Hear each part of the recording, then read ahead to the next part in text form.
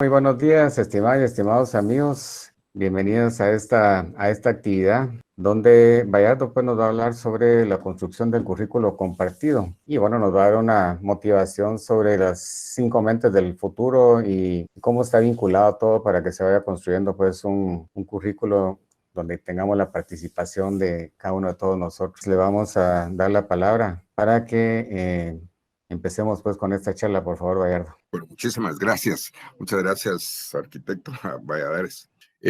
Tengan todos y todas muy buenos días. Déjenme contarles rápidamente que yo veo en esto una oportunidad para nosotros porque soy parte de la comisión de homologación de la universidad, de la homologación de las carreras en la universidad y con los centros universitarios en toda la República, etcétera, y las facultades. Y eso me ha dado de nuevo la oportunidad de darme cuenta de varias cosas que tenemos que ir como analizando y de darme cuenta de varias cosas que creo que amerita para poder darle sentido y fuerza a las políticas que el Consejo Superior Universitario establece cuando habló de la política de homologación, cuando habla de la política de calidad, cuando habla de la política de créditos y además de las otras políticas que buscan en realidad garantizar que los esfuerzos que la universidad hace por formar es lo más apropiado. Por eso es que muchas gracias por darme la oportunidad de platicar aquí con ustedes y voy a hablar algo al respecto pues, de lo que pienso acá. Primero, la oferta académica existente responde a una necesidad claramente establecida. Esa es una de las primeras cosas que debemos de preguntarnos y de estar seguros. Yo no voy a hablar mucho de los aspectos técnicos del tema curricular porque hay especialistas que los orientan de mejor manera a ustedes al respecto de eso, sino que voy a hablar de aspectos generales. La oferta académica existente responde a una necesidad claramente establecida. Y esa es la facultad como una sola unidad quien establece esas necesidades. Y entonces, fíjense, me permito poner este videíto que está acá.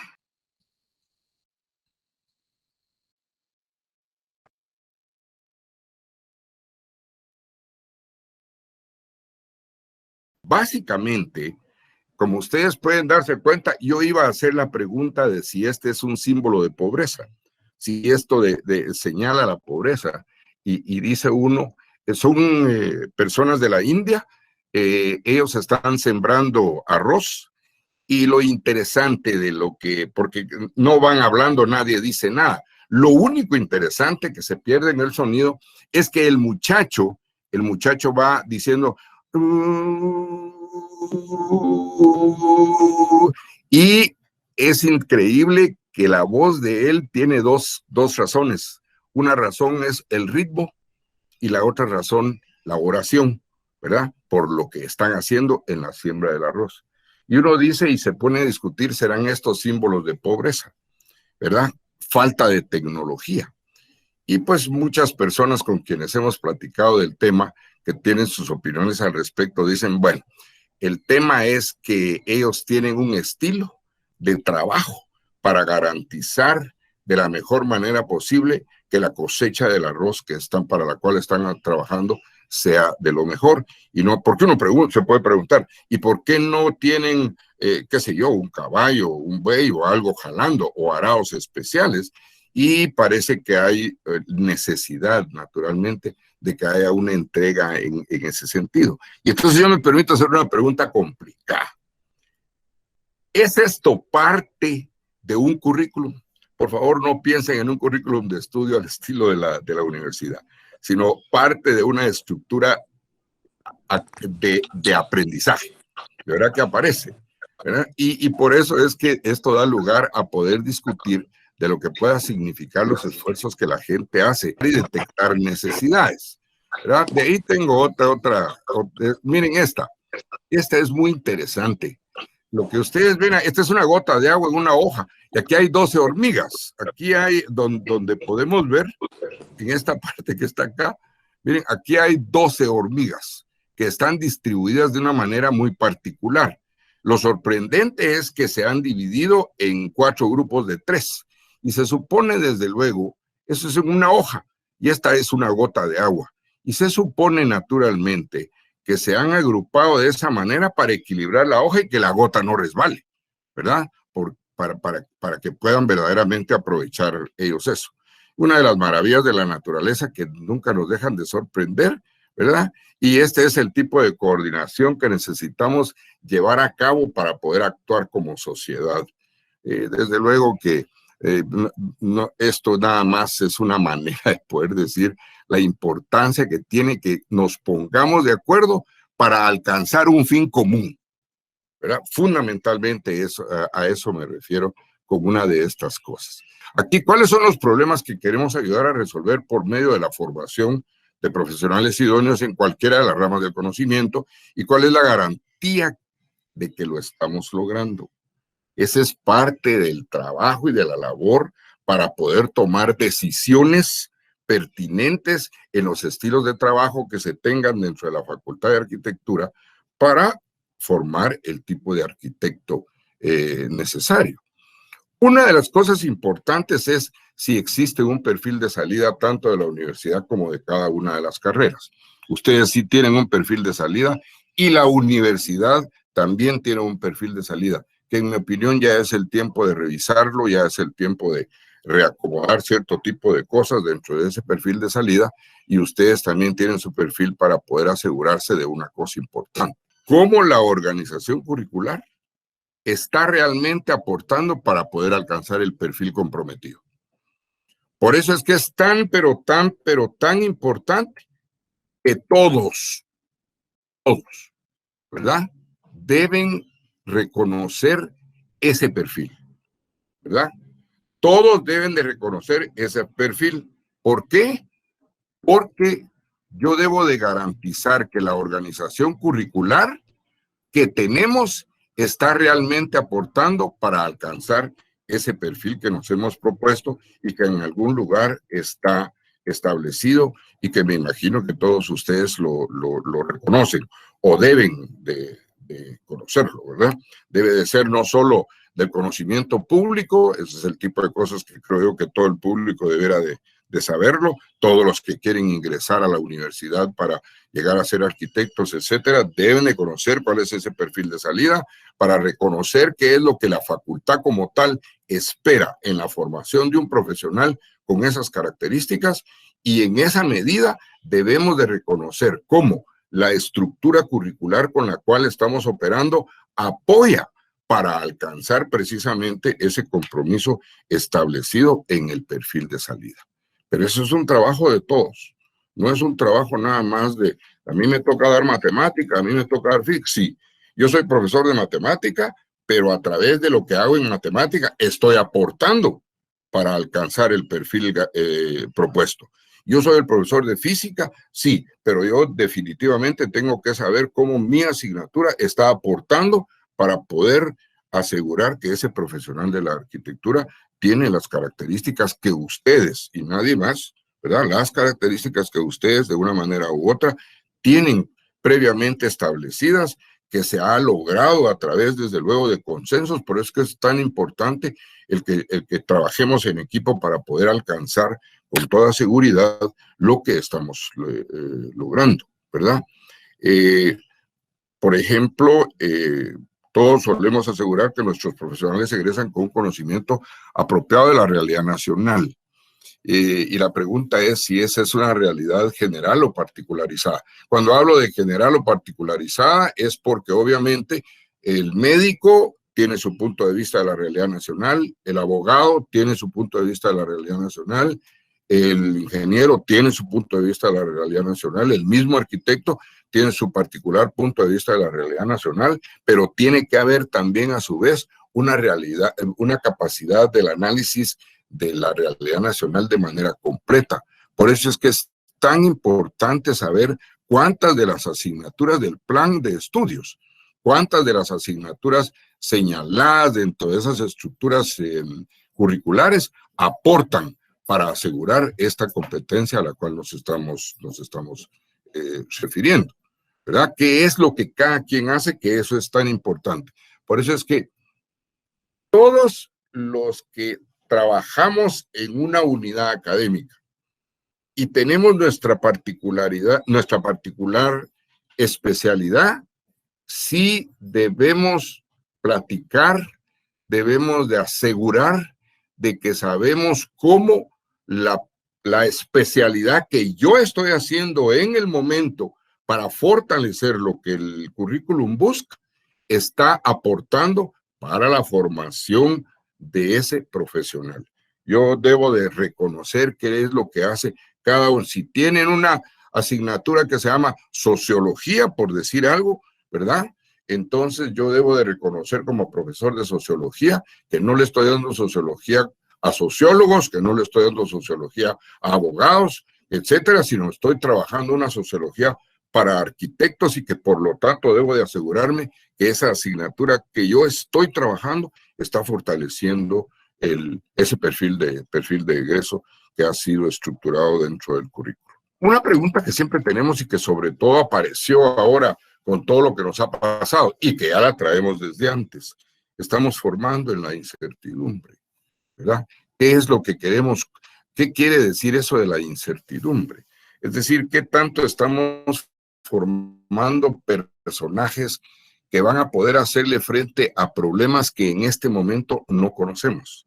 Sabemos de muchas circunstancias que nos van a dar mucho más dificultades en el futuro. Guatemala es un país que vive en el filo de la navaja.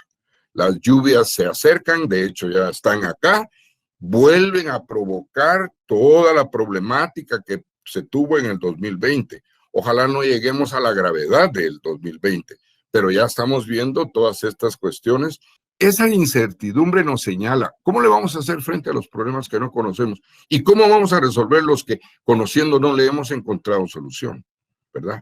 ¿Qué es lo que la organización curricular hace para poder fortalecer ese sentido y esa capacidad o esa habilidad o esa competencia de que con todo lo que tengo son herramientas que me van a servir para hacerle frente a lo que viene después? A eso nos referimos con el tema de la incertidumbre y que en mi opinión, puedo estar equivocado naturalmente y que es discutible, siempre debe aparecer o debe de discutirse cuando se está estructurando una cuestión curricular, ¿verdad? Apuntan nuestras estructuras curriculares a resolver problemas como estos. Esta pues ya tal vez es una gana de hacer señalamientos de innecesarios, pues, pero nuestras estructuras curriculares apuntan a resolver cosas como esto, como la corrupción, la inseguridad, la impunidad, la indiferencia, la deshonestidad, la discriminación, la falta de previsión ante los desastres. Es decir, esto que está acá tiene forzosamente que ver de cómo fortalece la condición de conocimiento, no solo respecto de la profesión como tal. Veamos ese tipo de cosas, la problemática, las diferencias, tantas cuestiones en las que debemos de comprometernos. Se fortalecen valores o competencias como la participación. Estas dos cosas, el trabajo cooperativo y el autoaprendizaje, sumamente importante en la actualidad. Ninguno de nosotros, hablando de la incertidumbre, ninguno de nosotros tenía ni la más remota idea de lo que nos iba a suceder. Ni mucho menos, ya estando en el problema de la pandemia, cómo íbamos a hacerle frente. Los primeros 6 meses del año pasado fueron tremendos, porque estábamos totalmente, no solo desinformados, sino sin saber exactamente qué nos iba a suceder, con grandes temores por las noticias. Hasta todo después empieza, digamos que a mejorar y a medio controlarse. Pero todo eso, cuando nos vamos a trabajar de manera virtual, si algo hay necesidad de fortalecer, es esto, el autoaprendizaje y el trabajo cooperativo. Y sobre todo, naturalmente, la solidaridad. Todas estas cosas que aparecen, que siempre se trabajaron y se hablaban con anterioridad, se convirtieron en una cosa de vital importancia ahora que estamos trabajando con los nuevos estilos de trabajo, los nuevos estilos de enseñanza, los nuevos estilos de aprendizaje, que se ha platicado tanto al respecto de eso. Entonces, tenemos que reconocer que trabajamos para formar profesionales, pero sobre todo ciudadanos. Esta es una de las cosas que no podemos olvidar y que el currículum debe de reconocer en cada una de esas acciones, ¿verdad? El que estamos formando profesionales que son ciudadanos y que por lo tanto tienen una responsabilidad social bien establecida desde el punto de vista de la profesión que están haciendo. Por lo tanto, debemos fortalecer no solo el aspecto académico, sino también el tema espiritual y emocional, ¿verdad? Bueno, las relaciones interpersonales son tan importantes y la satisfacción como conocer de las leyes de la entropía, que sería tan interesante hacer un análisis de eso, ¿verdad? Aquí hay un equilibrio entre las emociones y el cerebro, que sería el ideal de poder discutir todo lo que esto ha significado. Si hacemos un análisis de lo que hemos estado viviendo en este último año y medio que llevamos, ¿verdad? Cómo poder establecer el equilibrio entre emociones y el cerebro, ¿verdad? Para poder tener digamos que una mejor vida y poder entendernos aún mejor entre nosotros. ¿Qué entendemos por currículum? Bueno, yo me atrevo a dar una definición muy particular, no una definición necesariamente de un texto pedagógico, pero para quedar muy claro de a qué me estoy refiriendo. Miren, para mí, el currículum es la estrategia que la institución propone, en este caso la Facultad de Arquitectura propone, para hacer realidad la oferta académica que tiene para la formación profesional correspondiente. Entonces es obvio que la estructura curricular tiene que estar lograda por todos, tiene que estar hecha con la participación y ojalá que con el consenso de todos. Claro que no es fácil establecer consensos, no es fácil asegurarnos de qué viene antes o qué viene después, no es fácil poder decidir qué ya no debiéramos de ver y qué sí debemos de fortalecer, ¿verdad? Por ejemplo, el tema de la tecnología que ha invadido toditito los aspectos profesionales de cualquiera de las profesiones que la universidad forma, cuál, cómo y de qué manera esa tecnología invade el terreno de la arquitectura. Pero cuando hablo yo de invadirla, no es para que le ponga peros, sino que para cómo utilizar esa tecnología como herramienta para. Me voy a atrever a hacer un ejemplo, que ruego se me disculpe por si me equivoco. Pero me imagino que de repente habrá que tener la discusión entre debemos de fortalecer el dibujo a mano alzada o el dibujo de la forma como lo hacíamos antes, porque hay que desarrollar las habilidades, todas las habilidades que desarrollaba este dibujo. ¿Y qué hacemos con el computador y todos los programas que están enseñando también cómo hacer determinado tipo de cosas que antes hacíamos con el dibujo? Esas son las cosas que en gran parte como que tuvieran que discutir para ver a qué se le da más espacio, más fuerza, más tiempo.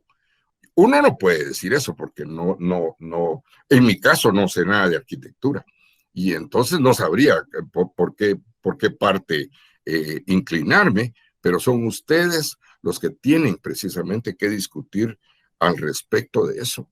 Y pensando naturalmente, pensando realmente en a quién vamos a formar, por qué lo vamos a formar, cómo lo vamos a formar, ¿verdad?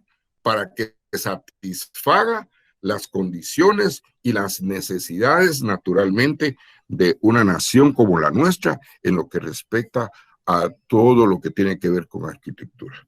La vivienda, por ejemplo. Imagínense ustedes toda la problemática de la vivienda.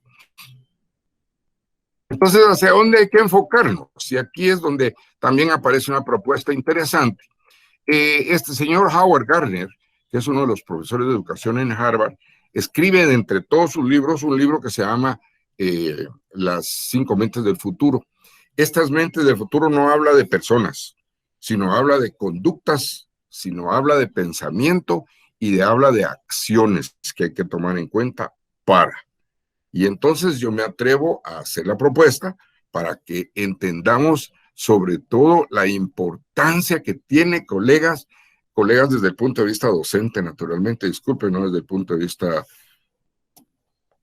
perdón, profesional de la arquitectura, sino que, ¿qué es lo que debemos hacer para que todos nos pongamos bien de acuerdo y busquemos realmente qué es lo apropiado para una mejor formación del profesional? Y desde luego que para una mejor formación del profesional, como les dije anteriormente, la estrategia que la institución utiliza para hacer realidad la oferta académica que tiene es a lo que yo le estoy llamando currículum. Dentro de todas las formas que ustedes han trabajado sobre lo que significan las estructuras curriculares. Entonces, la primera forma de trabajo es una mente disciplinada. Dedicación, esfuerzo, constancia. Todos sabemos que si la persona no lo logra, está destinada a seguir el paso que le marquen los demás. Y entonces aquí, bueno, esto, casi que independiente a la larga de lo que vayamos a hacer, dentro de programas, asignaturas, estudios, pensum, todo lo que sea, todo esto, aquí el tema es cómo podemos desarrollar estas maneras de ser, estas maneras de pensar para que efectivamente alcancemos lo que estamos buscando. La mente disciplinada que necesita dedicación, necesita esfuerzo, necesita constancia para poder alcanzar ese éxito. Pero todos debemos de estar seguros de a qué nos referimos cuando hablamos de dedicación, de esfuerzo y de constancia. Entre paréntesis, antes de que se me olvide, tengo una copia del libro de las 5 mentes del futuro en digital. Se la voy a enviar al arquitecto Valladares para que él después, no sé si te estoy comprometiendo, Carlos, pero puedo enviarles el libro o a quien ustedes me digan para que lo distribuyan entre quienes estén interesados en leerlo. No es un libro muy, muy grande, pero que sí amerita que echarle una leidita para poder como asegurarnos de a qué nos estamos refiriendo. La primera, la mente disciplinada. La segunda es la mente sintética. Nunca tanto como ahora es tan importante el enfocarnos en la mente sintética. ¿Qué queremos decir con eso?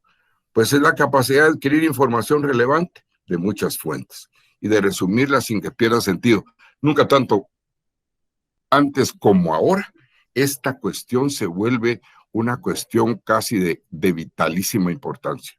Dentro de las acciones que llevemos a cabo en el aula, tenemos que propiciar entonces las condiciones que permitan que nuestros estudiantes sean capaces, desde luego, de en el mar de información que reciben al respecto de un X tema, porque ahora el computador les da de todo, ¿verdad? Que sean capaces de resumir sin que se pierda sentido.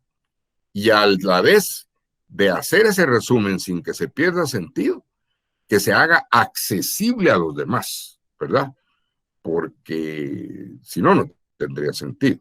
Es decir, de todo lo que vamos a leer al respecto de un tema, recoger qué es lo importante, lo crucial, hacer esto sin que se pierda el sentido y sobre todo hacerlo accesible, que es el trabajo nuestro como docentes, ¿verdad? Hacer accesible la cantidad de información debidamente resumida para que sea entendida y recogida por nuestros estudiantes, ¿verdad? Para que entiendan de la mejor manera posible de qué es de lo que estamos hablando y qué es lo que necesitamos que ellos aprendan. Pero debo de insistir con todo el respeto, compañeros, de veras, con todo el respeto, que alcanzar las cuestiones de las cuales me he atrevido a hablar con ustedes no es fácil si no nos ponemos de acuerdo. Sí tenemos que platicarlo, lo tenemos que discutir. Hay muchas cosas con las cuales podríamos entre nosotros no estar de acuerdo, pero sí tenemos que asegurarnos de qué es lo que significa un arquitecto egresado de la Universidad de San Carlos de Guatemala, dispuesto a poner su conocimiento y su experiencia al servicio de la sociedad, que le ha dado la oportunidad y que le ha permitido estar estudiando en una facultad como la que ustedes manejan, ¿verdad?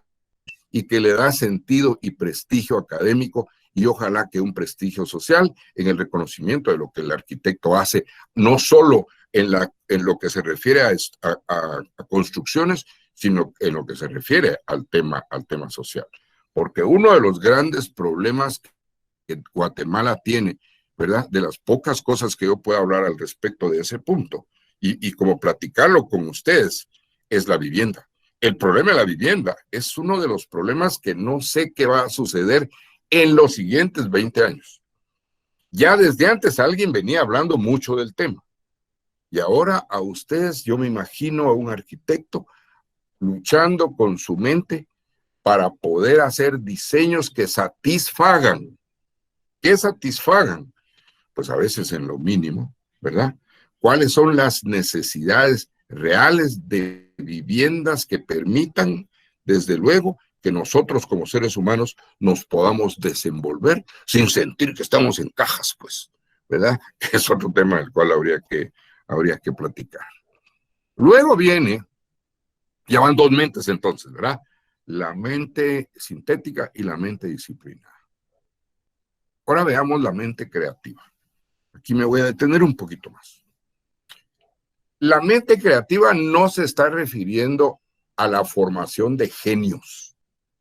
Los genios no son asunto nuestro institucional. El genio ya lo trae, me disculpen. El que ya trae la bombilla encendida, o al que ya le bajó el Espíritu Santo, decían los muchachos, respecto de la profesión o de las cosas que tienen que hacer, lo mucho, si lo logra, la institución educativa lo que hace es pulir el diamante. Pero generar genios, eso nosotros no lo podemos hacer. Bueno, tal vez sí podamos, ¿verdad? Pero por lo menos pulirlo, pero es uno entre muchos cientos. Pero lo que sí, desde el punto de vista de organización curricular y desde el punto de vista de lo que es la organización educativa entre esa cadena de enseñanza-aprendizaje, eso sí está en nuestras manos. La mente creativa propone nuevas ideas frente al problema que tiene. Pero ¿cómo lo hace? Ese es el problema, porque enfoca los problemas desde diferentes aristas, desde diferentes puntos de vista. ¿Y cómo lo hacemos? ¿Cómo lo hacemos? Por ejemplo, en matemática, una de las cosas que no muy le gustaba a muchos de mis colegas y que lo discutíamos mucho también en su momento, era, ¿es posible resolver problemas de matemática por ensayo y error? La verdad es que sí. No todos, pero muchos, sí. Y aprender el ensayo y error, lo que curiosamente va haciendo, discutible también, pero tengo muchos como ejemplos, ¿verdad? Lo que hace el ensayo y error es que va afinando la mente para que yo vaya apuntando y enfocándome sobre la problemática que estoy tratando de resolver, que es la que verdaderamente me va construyendo la habilidad. Desde luego que la habilidad no se construye de la noche a la mañana. Ni siquiera el mejor de los estudiantes de arquitectura, cuando egresa de la facultad, sale ya directo y seguro de que va a encontrar trabajo y que va a tener una idea genial para ganarse un premio. Un personaje como Efraín Recinos, por decir algo, no sé si hago bien, porque a veces cuando uno dice nombres suele equivocarse, pero personajes de este tipo para crear edificios como los que la persona creó y etcétera, requiere tiempo. Se quiere ir desarrollando esa habilidad. Plantea preguntas que no imaginamos. Una cuestión es que busca y promueve nuevas formas de pensar. ¿Y quién más que usted? Porque yo he creído siempre que la arquitectura no es nada más construir edificios o diseñar edificios, sino me he atrevido a pensar con todo el respeto del caso, que ustedes son artistas, que a la larga, en lo profundo de sus corazones y en lo profundo de su formación, ustedes son artistas, ¿verdad? Artistas que están plasmando de la mejor manera posible ideas que permitan, desde luego, bueno, está el paisaje, está lo urbano, bueno, tantas cosas que ustedes hablan, pero por eso se promueven nuevas formas de pensar. Pero fíjense, colegas, lo que significa promover nuevas formas de pensar. Nuevas formas de pensar es que hay gente que no piensa como yo. Ese es el problema. Por eso es que la mente creativa reconoce la riqueza del diálogo y del trabajo en equipo.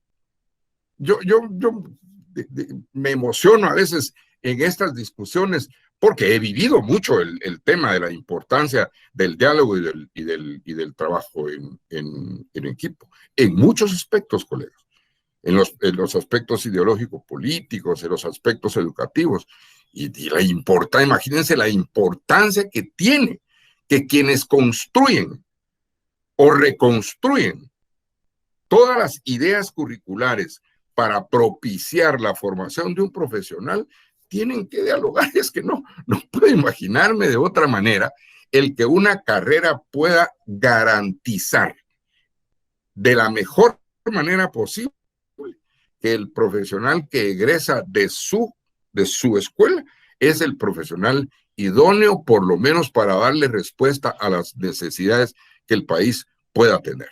Por eso, el diálogo. Por eso, por favor, la riqueza del diálogo y del trabajo en equipo. Pues sí, pero es que fulano de tal a mí me lleva la tristeza con aquel. Yo tengo muchas de esas cosas. Yo sé que no que a veces estoy dialogando con gente a quien no le gusta mi manera de pensar, ¿verdad? Pero tenemos que hacer la lucha de exponer nuestros argumentos de manera tal que el otro entienda de que no es que yo esté peleando con él, sino que estoy tratando de que te pongas en mis zapatos para entender la problemática que nos lleve a una solución, en donde no es que salga beneficiado yo o salgas beneficiado vos, sino donde entendamos todos que el beneficio es global, que el beneficio es en función de para lo que estamos trabajando. No crean que es fácil muchas veces entender que nuestro trabajo es institucional, ¿verdad? Hacer a un lado muchas veces lo que pensamos y todo no es fácil, porque tenemos que entender que estamos en función institucional, con todos los defectos que nuestra institución pueda tener, colegas, con todos los que ustedes quieran, pero nosotros somos parte de esa institución, ¿verdad? Y como tal, tenemos que buscar a toda costa y con un pensamiento institucional, que sé que no es fácil, ¿verdad? Alcanzar lo que nos proponemos, ¿verdad? Una mente creativa ve donde los otros no ven, tiene respuestas y se sitúa bien en su entorno, ¿verdad? Piensen en el señor que iba sembrando arroz cuando los otros dos lo iban jalando. Alguien me dijo, ¿por qué no hay un buey? Mira, ellos no pueden poner un buey a que lo jale porque en primer lugar hay ritmo y en segundo lugar estos animales son sagrados allá. Entonces, culturalmente hablando, hay cosas que no se pueden hacer en medio de toda la tecnología tan profunda que, que la India ha sido capaz de desarrollar. 3 mentes: disciplinada, sintética, creativa. La mente respetuosa. Duro con esto. Reconoce y hace, es que, vean, esta es la discusión de esto, reconoce y acepta la diferencia entre los individuos y grupos humanos. Les repito, reconoce y acepta la diferencia entre los individuos y grupos humanos. Miren, me voy a permitir con todo respeto, de veras que lo hago con todo respeto, estoy muy lejos yo de tener la verdad ni nada por el estilo, pero lo menciono, que acepte la diferencia entre los individuos y grupos humanos. Tenemos que tomar en cuenta que existe una política de inclusión en la universidad y que por lo tanto tenemos que reconocer el tema de la discapacidad y que por lo tanto tenemos que ver de qué manera le encontramos una solución con las condiciones que hasta este momento tenemos para darle solución a eso. Yo sé que no nos gusta, pero una mente respetuosa acepta la diferencia entre los individuos y los grupos humanos.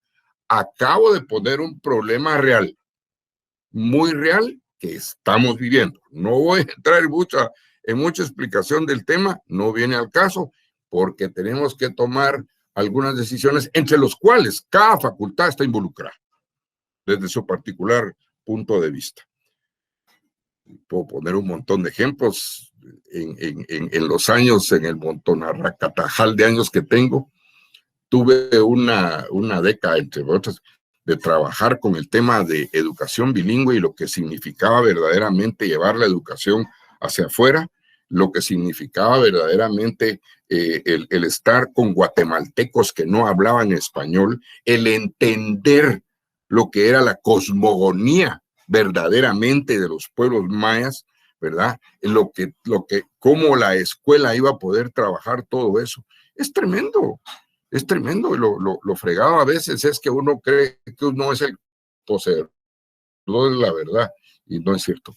Y como uno siente de buena fe, eso sí, muchas veces es de buena fe, que es el poseedor de la verdad, quiere a puro título que lo que uno, no es así. Tenemos que escuchar. Por eso es que busca comprenderlos y trabaja de manera efectiva con ellos. Esto es una cosa crucial.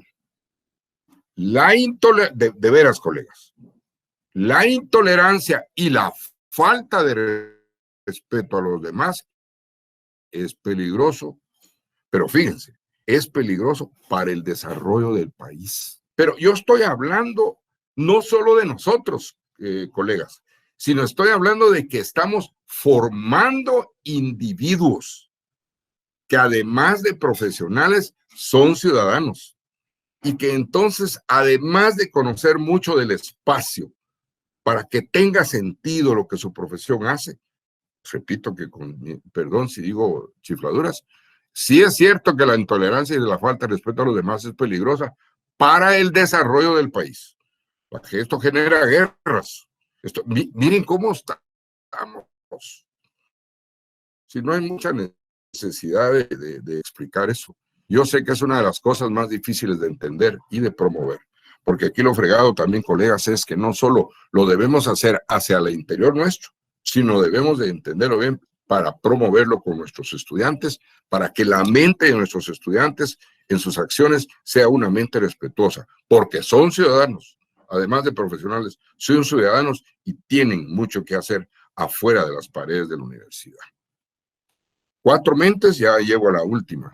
4 mentes, la disciplinada, la sintética, la creativa y la respetuosa. Miren cada una de las acciones que quizá el esfuerzo más grande, la mente ética, ya la última, colegas.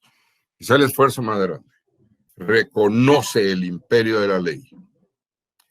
Sabe la importancia de un actuar honesto y desinteresado. Lo estoy diciendo en función no solo de tipo personal o algo por el estilo, sino recogiendo lo que los grandes pensadores han dicho. Y no solo lo han dicho ahora, sino han estado siempre manifestándose. De los griegos, de los romanos, todas las culturas que vienen de años y de años y de siglos, siempre han ido apuntando a la importancia de reconocer el imperio de la ley. Las revoluciones no han sido en balde. Las revoluciones han sido precisamente por esa batalla en contra del abuso, por esa batalla, en fin, en contra de tantas cosas. Ustedes saben tanto más que yo de lo que eso significa. La mente ética sabe la importancia de un actuar honesto y desinteresado. Reconoce su entorno, su cultura en todas sus manifestaciones. Es más profunda que la mente respetuosa en el análisis de las necesidades de la sociedad. La importancia de trascender a los intereses personales. La mente ética en este particular momento es la más delicada. Y antes de ver en el... es que me río porque uno habla a veces como que si uno fuera el que posee la verdad. Yo no tengo la verdad. Pero es muy delicado y cuando hablan estos términos a veces creen que, puches, mano, ¿y a vos qué te pasa? pero es muy delicado el no reconocer su entorno. Es muy delicado creer que el equivocado es el otro. Y puede que el otro esté efectivamente equivocado. Puede que el otro esté haciendo cosas que no, para hacerle comprender de que no es eso lo que estamos buscando. Y estoy hablando desde el punto de vista de profesionales. Estoy hablando desde el punto de vista de lo que significa, estoy hablando desde el punto de vista de lo que significa la sociedad.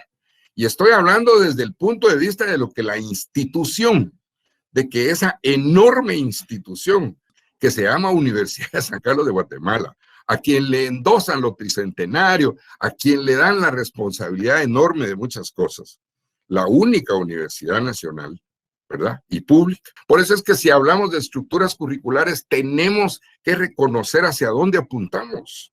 Tenemos que saber y discutir con tranquilidad qué es lo que buscamos, qué es lo que sea bueno.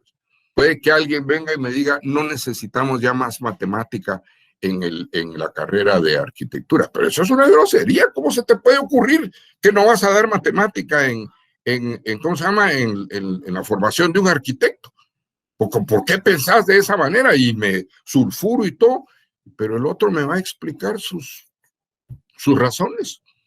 Y en función de las razones que el otro me da, yo empiezo a darme cuenta en qué cosa puede tener razón y en qué cosa no. Entonces, sin entrar a veces en mayores confrontaciones, mejor empiezo a buscar, a ver, si un arquitecto no sabe matemática, ¿cómo va a calcular una estructura?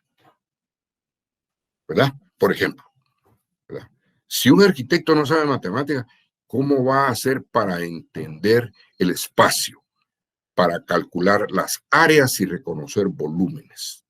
Si un arquitecto, en fin, pues, y entonces nos vamos a ir platicando y el otro me va a decir, es que lo va a resolver de esta manera. Sí, pero no lo vas a poder ver de esta otra. Y ese es una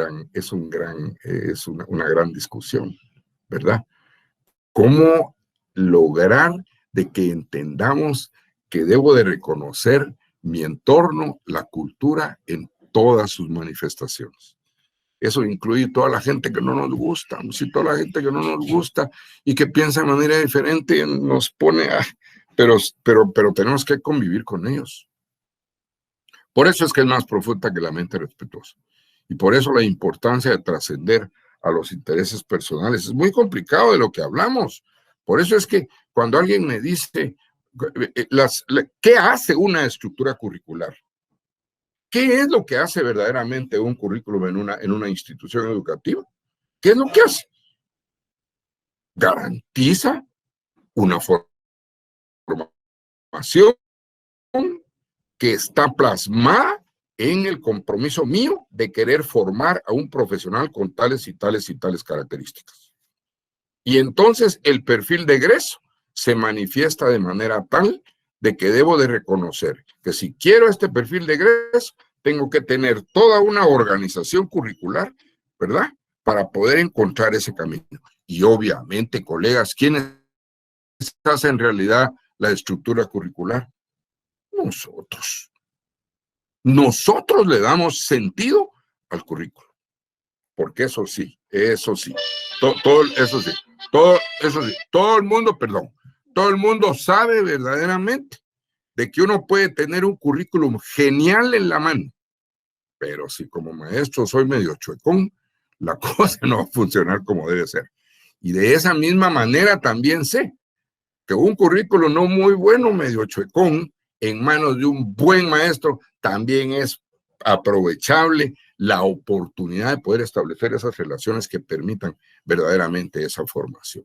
Por eso me atreví cuando se me platicó del tema de traerlo de las 5 mentes del futuro, porque lo que he estado viendo con lo de la homologación, que a estas alturas afortunadamente no vamos bien, ya estamos trabajando ya con aproximadamente 10 carreras, 8 o 10 carreras, y poco a poco iremos informando de lo que se hace. Me hace pensar en que verdaderamente, aparte de lo que, aquí están las especialidades de la universidad, pero aquí están las ideas todo el esquema ideológico de la universidad en función de su razón de ser frente a un país como el nuestro. Porque la universidad, sea lo que sea, sigue siendo el principal reservorio de la honestidad y el principal reservorio de las esperanzas de un país y de un pueblo como el nuestro que quiere verdaderamente trascender. Y no, con todo el respeto del caso, voy a usar un término que no es nada profesional, pero no estoy hablando pajas. Es decir, sí es parte de la emoción de ser parte de la institución. Por eso es el esfuerzo de estar hablando en estos términos. Ya podíamos pensar en otras, como por ejemplo la mente digital, la mente tecnológica, que es un avance tremendo. Sabrá Dios qué nos viene. El tema de la inteligencia artificial es tremendo, colegas. Y estoy seguro que hay varios de ustedes que les interesa mucho el tema de la inteligencia artificial, ¿verdad? Cómo va avanzando eso, qué es lo que verdaderamente va a llegar a producir y cuál va a ser el papel de nosotros como humanos frente a lo que es la inteligencia artificial. Hay muchas otras formas de pensamiento involucrado. Y es ante esto que la universidad adopta otros roles, por favor, y debe abandonar la idea cognitiva y de adquisición del conocimiento como única responsabilidad. Por favor, no abandonarla, eso jamás, pero no como única responsabilidad para la formación de profesionales que realmente impulsen el desarrollo del país. Yo sé que ojalá esto no fuera simplemente un discurso, pero es sobre eso sobre lo que vamos. Por eso ahora que les toca rearmar, reestructurar su currículum y que serán acompañados por las especialistas del caso, pero esto es pues el esfuerzo a lo cual me he estado, refiriendo. Formar profesionales, pero también ciudadanos responsables de sus actos, será mucho pedir. Miren pues, colegas, la pacaya que tienen sobre sus hombros. Miren la responsabilidad que conllevan ahora que van a discutir sobre las estructuras curriculares y la importancia que tiene que seamos todos capaces de dialogar, de discutir y de buscar un camino que nos sirva de luz a nosotros para poder ofrecerle al país el tipo de profesionales de la arquitectura que necesita Guatemala y que la universidad está comprometida a desarrollar, incluyendo todos los aspectos técnicos que la Facultad de Arquitectura pueda decir. Y enseñar a todos, pues, colegas, hagamos realidad ese gran compromiso.